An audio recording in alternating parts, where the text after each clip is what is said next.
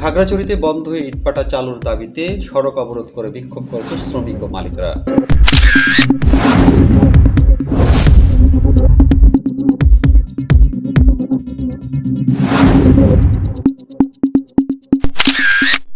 সকালে শাপলা চত্বর থেকে বিক্ষোভ মিছিল শুরু হয়। পরে জেলা প্রশাসকের কার্যালয়ের সামনে সড়কে অবস্থান করে বিক্ষোভ করে শ্রমিকরা।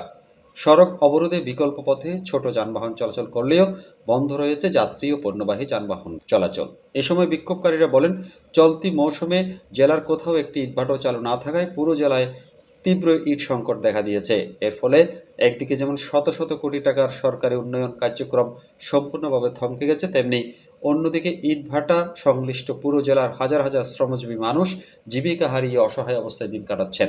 সরকারিভাবে শত কোটি টাকার প্রকল্প ইটের অভাবে থমকে আছে।